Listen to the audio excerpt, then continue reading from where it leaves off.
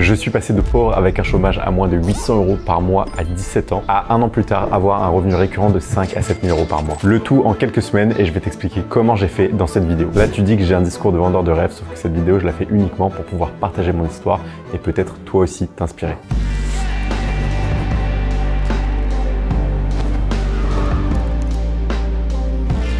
La dernière fois que tu m'as vu sur cette chaîne, c'était il y a 2 ans et je testais plein de projets.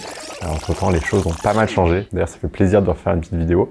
Et la raison pour laquelle j'ai été aussi absent, c'est pas parce que je jouais à la play, mais plutôt que je faisais plein de projets. Il y en a plein qui ont échoué et il y en a quelques-uns qui ont fonctionné. Aujourd'hui, on va se focus sur ceux qui ont fonctionné. Pourquoi ils ont fonctionné? On est parti tout de suite. Pendant tout ce temps, j'ai fait de la restauration, du Google Ads, de la vente de sites internet et j'ai même fait des débarras avec Stephen pour arrondir les fins de mois. Mais dans tout ça, aucun projet ne répondait à ces 3 critères. Être une compétence valorisée et recherchée sur le marché, me permettre de me créer un revenu stable sur le long terme et travailler depuis n'importe où en faisant quelque chose que je kiffe. Et un jour, après pas mal de recherches, j'ai trouvé la solution pour moi, ça a été le montage vidéo. Mais avant toute chose et avant de parler de ça, revenons au début. Je dois bien avouer que tout au long de ma vie, je me suis jamais vraiment senti à ma place, je me suis toujours senti un petit peu seul, que ce soit dans mes relations sociales, dans mes projets, dans mes expériences. Je ne savais pas exactement où me mettre, peut-être un peu comme toi qui me regarde aujourd'hui. Sauf qu'après des années à tourner en rond, je me suis dit qu'il fallait me réveiller, je pouvais pas rester dans cette situation indéfiniment. Et gros, il faut faire un truc à un moment.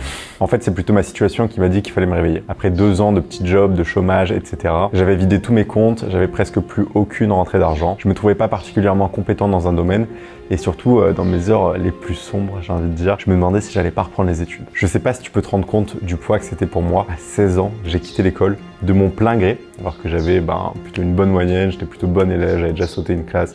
Enfin bref, tout se passait bien pour moi, j'étais dans un bon établissement.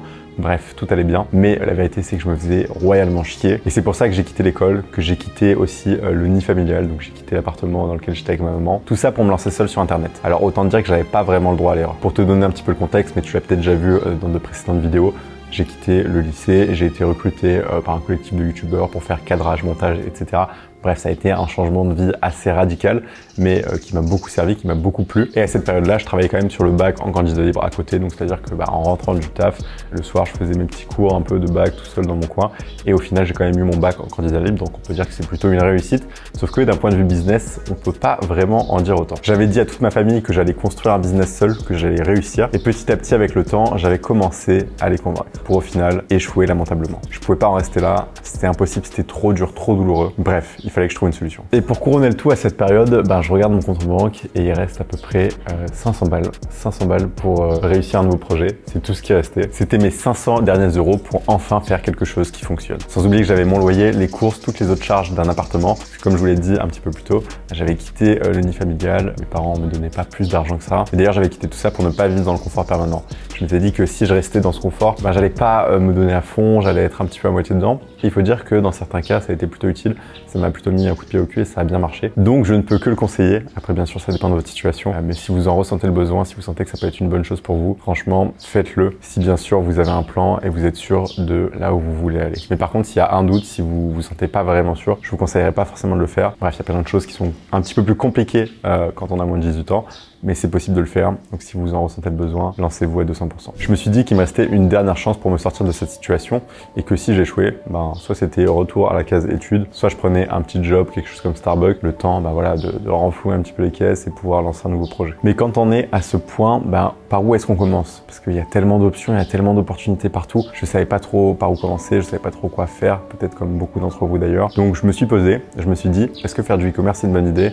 Pas trop parce que c'est quand même assez risqué, surtout quand tu pars de zéro, t'as pas de capital, de cash à investir. Faire un business physique, c'est trop coûteux et surtout, c'est trop long. Moi, j'avais besoin d'argent maintenant, tout de suite. Je pouvais pas faire ça. Et la dernière option qui était prendre un petit travail pour financer mes projets, c'était hors de question, du moins pour l'instant. Pourquoi? Parce que j'avais pas quitté le lycée pour me retrouver à travailler à McDo, à Starbucks ou à Burger King. Non, j'avais pas voulu faire ce choix-là. Par contre, si j'avais dû passer par là parce que j'avais pas du tout le choix, je pense que je l'aurais quand même fait. Mais Dieu m'en préserve, j'ai réussi à m'en sortir à temps. Et il faut dire que j'avais déjà essuyé assez d'échecs comme ça. Il me fallait quelque chose de sûr qui allait fonctionner. Et après des jours de réflexion, j'ai fini par trouver quelque chose qui pourrait à peu près marcher. J'ai d'abord commencé par lister toutes mes compétences sur une feuille. Et il y en a 3 qui sont un petit peu ressorties du lot. Déjà, Premiere Pro, donc tout ce qui est logiciel de montage, etc. J'ai quand même des compétences parce que j'ai été salarié avec des youtubeurs pendant un petit moment. Je faisais le cadrage, le montage, etc. Après, il y a toute la partie After Effects. Voilà, c'est un logiciel également que je maîtrise un petit peu. After Effects, c'est plus pour ce qui est motion design, animation, etc. Bon, à cette période période-là, j'étais pas encore ultra chaud, mais je savais un petit peu m'en servir, donc je me suis dit, ouais, il y a peut-être des choses à faire avec ça. Et ensuite, il y avait tout ce qui était logiciel de graphisme, comme Illustrator, Photoshop, etc. J'étais pas très avancé, mais pareil que After Effects, j'avais quelques bases. Voilà, là où j'étais vraiment le plus chaud, c'était Premiere Pro. Donc, j'avais ces 3 compétences que j'avais notées.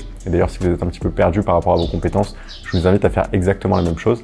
Et ensuite, vous demandez si ces compétences peuvent valoir de l'argent. Et moi, je me suis rendu compte que oui, mes compétences là, elles peuvent valoir de l'argent. Peut-être qu'il va falloir que je me forme un petit peu plus. Et c'est ce que j'ai fait. On va en parler juste après. En gros, je savais faire des vidéos YouTube et un tout petit peu de graphisme, on va dire. À partir de là, je devais me créer un métier avec ces quelques compétences, peut-être me former un petit peu plus, trouver des premiers clients, faire jouer un petit peu le peu de réseau que j'avais. On a toujours tous un petit peu de réseau, l'entourage, etc.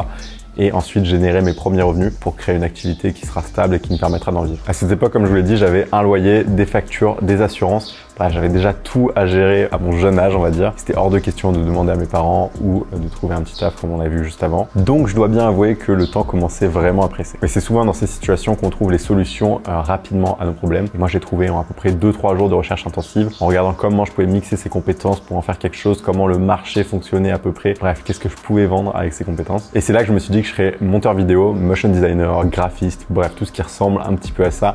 Toutes les prestations de services que je peux vendre dans cette direction-là, même si il fallait que je regarde des tutos YouTube pour un petit peu comprendre ce que je fais sur un projet que je ne sais pas encore faire. Donc à ce moment-là, j'avais un projet pro, des compétences que j'ai continué à peaufiner en 3-4 semaines de formation intensive. J'ai acheté plusieurs formations, que ce soit montage, graphisme, animation. Pour vous donner un ordre d'idée, je suivais 3 formations en même temps et j'ai passé à peu près 1 mois à faire que ça, jour et nuit, pour level up encore un petit peu plus mon niveau de compétences. J'étais déjà chaud, mais je me suis dit, ok, il faut passer le step d'après pour pouvoir vraiment me différencier sur le marché. Ma vie à ce moment-là, c'était montage 24 heures sur 24. J'avais aucune vie sociale, je faisais quasiment plus de sport, aucune sortie, bref, rien du tout, juste du montage. D'ailleurs, c'est pas forcément quelque chose que je conseille, peut-être pour une période donnée de se mettre dans un peu un monk mode, pourquoi pas, mais là c'était peut-être trop hardcore. Disons que c'était un petit peu ma seule solution pour m'en sortir. Et si vous avez un petit peu plus de temps devant vous, pourquoi pas ce mois que j'ai fait en mode hardcore, le faire en 3 mois, pourquoi pas, même 4 à 6 mois, le temps de bien comprendre toutes les compétences, de pas non plus trop se stresser, parce que sinon vous risquez de vous dégoûter un petit peu de ce taf. Bref, si on remet dans le contexte, j'avais toujours pas vraiment de solution, parce que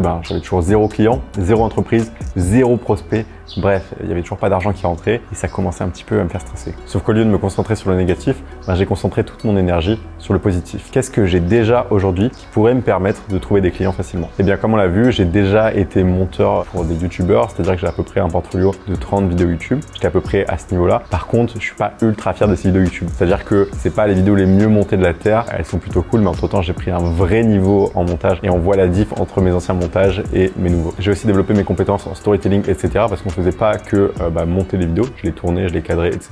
Et on recréait également des histoires. D'ailleurs, c'est avec Florent Tavernier que peut-être certains d'entre vous connaissent, qui m'a beaucoup aidé et qui m'a beaucoup appris également à cette période. Mais d'un point de vue clientèle, j'ai pas grand-chose. J'ai rien à montrer, j'ai jamais été freelance. Et à côté de ça, j'ai un tout petit peu de réseau que je dois activer. Je les ai rencontrés, que ce soit dans des events business, ce genre de choses. C'est pas incroyable, mais il y a peut-être des choses à faire. Donc, c'est ce que j'ai fait à ce moment-là également. Je les ai contactés, j'ai envoyé un message un petit peu à tout le monde pour expliquer ce que j'allais faire, expliquer un peu l'activité que j'allais lancer. Mais il y avait rien de très sérieux quand même. En tout cas, me voilà lancé dans le montage, à envoyer des mails, des SMS à tout le monde, même des personnes que je connais de loin pour leur dire que je me lance très sérieusement dans le montage, le graphisme, etc. Et rapidement quand même, au bout de quelques jours, j'ai trouvé mon premier client. Je pense qu'il y a eu un petit peu une énergie de déter de malade parce que j'ai contacté énormément de personnes. C'est pas juste, allez, on envoie 5 mails et c'est réglé. Non, j'ai vraiment contacté beaucoup de gens. J'ai aussi réfléchi un petit peu à des stratégies pour qu'ils s'intéressent à moi et pas juste que je leur dis, ouais, je fais du montage, est-ce que tu bosses avec moi? Parce qu'évidemment, sinon ça marche pas.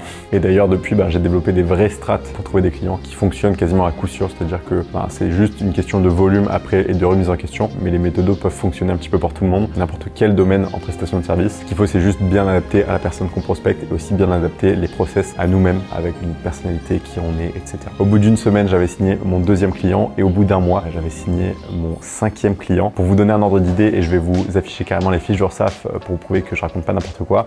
Le premier mois, j'avais généré quelque chose comme 545 € ou quelque chose comme ça. Le 2e mois, je crois qu'on avait passé les 2800.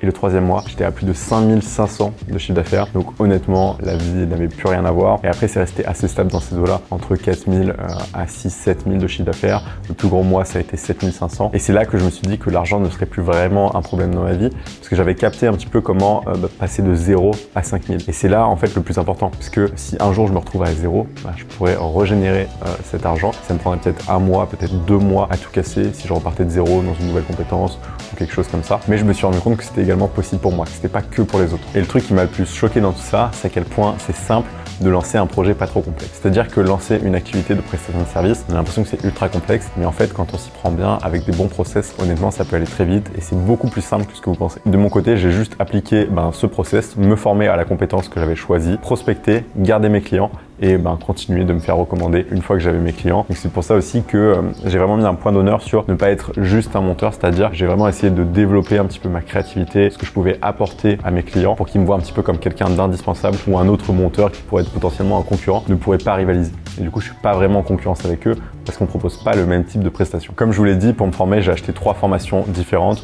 Une vraiment axée montage, une vraiment axée motion design et une axée plus graphisme, etc. Donc je me suis formé à pas mal de choses, aussi au miniature parce que je me suis rendu compte que ce serait un game changer dans ma vie de monteur. Et pendant à peu près un mois, j'ai mis tout mon focus dans ces 3 domaines. Je voulais vraiment devenir le meilleur possible dans ces domaines. Après, je vous conseille pas forcément de suivre 3 formations à la fois, mais plutôt potentiellement de faire une compétence à la fois, c'est-à-dire peut-être un mois full focus montage, un mois full focus animation et après un mois full focus graphisme, etc. Peut-être d'autres domaines, à voir vous ce qui vous intéresse parce que y a pas mal de compétences à mixer avec celles du montage pour gagner un petit peu plus d'argent, faire des offres un petit peu plus hautes, etc. Je vous fais quand même un petit point sur les 3 grandes clés que j'ai retenues de ces formations. Déjà, la plupart des monteurs ne sont pas au niveau. Si vous faites ne serait-ce que 10% de plus que la moyenne des autres monteurs, vous serez déjà clairement dans le 1% du marché. Ensuite, j'ai capté quelque chose vis-à-vis de l'IA, c'est qu'elle ne va pas nous remplacer, du moins pas pour l'instant, pas dans les 5 années, 10 années à venir, je dirais, mais elle va plutôt nous permettre de décupler la qualité de notre travail. Pourquoi? Parce qu'en fait, on va pouvoir faire des effets qui de base auraient coûté très cher pour beaucoup moins cher. C'est le cas par exemple de la rotoscopie dans After Effects. À l'époque, faire ça à la main, ça aurait coûté super cher, alors qu'aujourd'hui avec le Rotoproche, c'est super simple à faire, ça marche super bien. Pareil dans Premiere Pro, le sous-titrage automatique, le traitement de la voix, etc. Bref, c'est des choses qui de base coûteraient super cher, mais qu'aujourd'hui on peut faire vraiment à moindre coût. Et troisième chose que j'ai retenue, c'est que le business, c'est un jeu vidéo infini et tu peux vendre n'importe quoi à n'importe qui, à condition que tu aies une solution qui résolve un réel problème et que ta solution évidemment soit de qualité. Et dans notre cas, c'est pas un produit, c'est une prestation de service. Donc notre solution, ça va être des vidéos de meilleure qualité, faire gagner du temps à la personne avec qui on travaille et l'épauler un petit peu au quotidien dans son travail de création de contenu. Passons à la phase prospection. Au début, pour prospecter, j'ai appliqué un petit peu les techniques basiques d'envoyer des mails, d'envoyer des messages, d'envoyer des DM sur Insta. Bon, il n'y a pas eu un taux de réponse incroyable au début, même il n'y avait quasiment aucune réponse. Il y a quand même certaines choses qui ont marché à force de tester d'autres manières de prospecter, d'autres manières d'aborder les gens. Et je vous en liste quelques-unes. Déjà, ce qui va faire la différence, c'est de parler à la bonne personne au bon moment. Donc l'idée, c'est de chercher cette bonne personne et de la contacter de la bonne manière. Ensuite, le but, c'est de leur montrer par A plus B qu'ils ont un problème que tu es en mesure de résoudre. Par exemple, si quelqu'un fait des vidéos sur TikTok, que la rétention d'audience est mauvaise, c'est-à-dire que le watch time est pas top, il y a beaucoup de gens qui ne restent pas dans la vidéo, peut-être que simplement la vidéo est mal coupée, ou le script est mal fait, ou le hook est mauvais. Bref, le but, c'est d'isoler le problème pour apporter la solution à la personne sur un plateau d'argent et lui dire que vous, vous êtes en mesure de résoudre ce problème. Contre évidemment une rémunération, ça va de soi. Et dernière chose, vous devez vous positionner comme la valeur et non comme un demandeur d'emploi. C'est quelque chose que je répète beaucoup, il faut faire attention à ne pas quémander, on s'en rend pas compte, mais beaucoup d'entre nous, nous quémandons un petit peu du travail, mais c'est naturel parce qu'on n'a pas envie de déranger, on dit mais voilà, mais si ça te dérange pas, moi j'aimerais bien travailler avec toi, etc. Non, ça ne fonctionne pas comme ça. Vous êtes la valeur, vous apportez de la valeur à la personne en face, vous n'êtes pas là pour lui prendre quelque chose, mais pour lui apporter quelque chose, prenez-en conscience. Et de cette manière, vous attirez beaucoup plus de gens qu'en étant needy. Donc le terme needy, c'est une personne un petit peu dans le besoin. Parce que je vais vous donner un exemple. Imaginez 2 personnes qui ont un portfolio à peu près similaire. Il y en a une première qui a l'air sûre d'elle, qui fait pas des relances tous les jours, etc.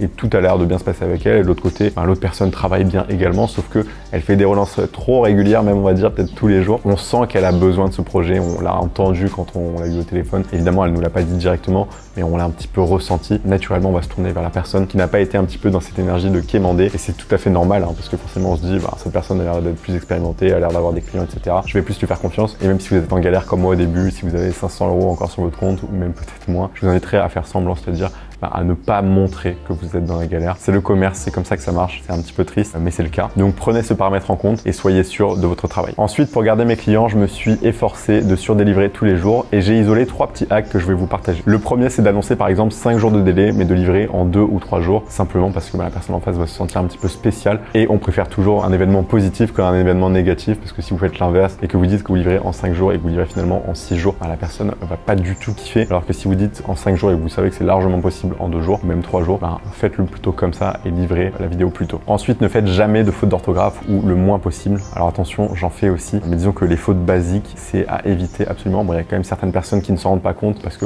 elles aussi font des fautes et c'est pas très grave. Mais par contre, en tant que prestataire de service, vous ne pouvez pas faire de fautes, donc je vous invite vraiment à vous faire relire par quelqu'un de votre entourage ou même par ChatGPT, ça marche très bien. Pour tout ce qui est des fautes basiques du moins, parce que ça casse le rendu. Si la personne, elle a aucun retour à vous faire à part les fautes d'orthographe, c'est un petit peu dommage alors que vous pourriez avoir 0 retour. Et dernière chose, il faut toujours être là pour satisfaire la demande de votre client évidemment. Mais attention, le client est roi, mais il n'est pas votre roi. Il faut voir un petit peu la nuance. Quand on est freelance, on n'est pas salarié et on ne veut pas non plus de salariat déguisé. Donc on fait très attention à ça. C'est-à-dire qu'on ne doit pas avoir de contraintes d'horaire, pas de contraintes non plus de rendu trop importante parce que sinon vous allez vous dégoûter de votre travail et vous allez vouloir arrêter très rapidement, croyez-moi. Ne vous faites pas marcher dessus non plus. Bref, j'aurais tellement d'autres choses à vous dire, mais malheureusement, je n'ai pas un temps infini dans cette vidéo. Mais si ça vous intéresse d'en savoir plus, juste en dessous de la vidéo, il y a une petite vidéo gratuite à laquelle vous pouvez accéder. Vous aurez un petit peu plus d'informations sur ce métier de monteur, sur qu'est-ce qu'il faut savoir, comment vous pouvez continuer de développer votre activité. Parce que maintenant que j'ai trouvé un petit peu cette recette qui permet de faire 0 à 5000 en quelques mois, je me suis dit qu'il fallait que je la partage avec d'autres personnes parce que de mon côté voilà, j'ai continué de développer mon activité, je suis passé de freelance à agence, donc c'est à dire que maintenant je délègue du montage à d'autres personnes, à d'autres freelances que je forme d'ailleurs. Je me suis dit que c'était un petit peu à mon tour de rendre l'appareil de vous aussi,